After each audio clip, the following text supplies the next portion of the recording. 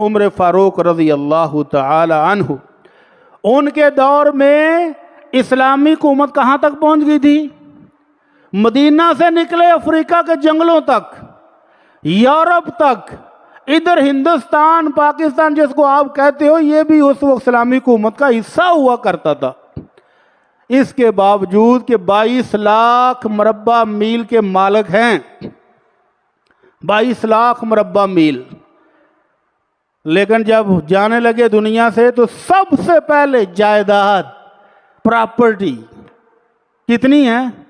बेटे से कहा, बेटा सबसे पहले बैतुल माल के सेक्रेटरी से पूछो सैयदना उस्मान रज़ी अल्लाह अन्हु से कि मैं तनहाओं के सिलसिले में, अपने घर वालों के खर्च के सिलसिले में बैतुल माल से जो माल लेता रहा हूँ उसका हिसाब किताब करके दो, वो कितना है?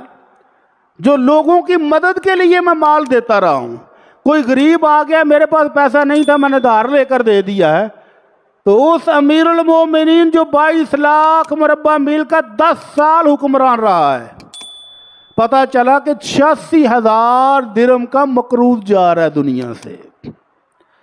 अफ्रीका के जंगलों में जायदादें नहीं बनाई, यूरोप में कोई महल नहीं बनाए, पाकिस्तान हिंदुस्तान में कोई सोने की कानें अपने नाम नहीं लगाई, बल्कि 86,000 दिरहम का मकरूज भी निकला अमीरुल मोमिनीन रज़ी अल्लाह तआला अन्हु।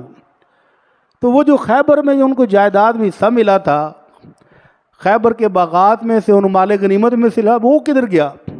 वो उन्होंने अपनी ज़िंदगी में अल्लाह की राह में वक़फ़ कर दिया था।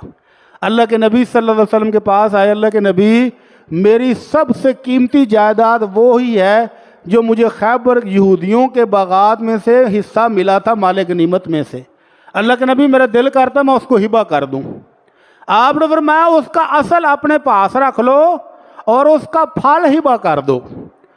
तो अल्लाह के नबी की हदायत के मुताबिक है तो उमर ने अपने बेटों को वसीयत की कि मेरा जो बेटा भी इस बाग का इंतज़ाम संभालेगा वो उस बाग में से खुद खाए, अपने मेहमानों को खिलाए, लेकिन ये बाग ना कोई हिबा करेगा, ना ये विरासत में तकसीम होगा, ना ये किसी की जायदाद बनाने की इजाज़त होगी।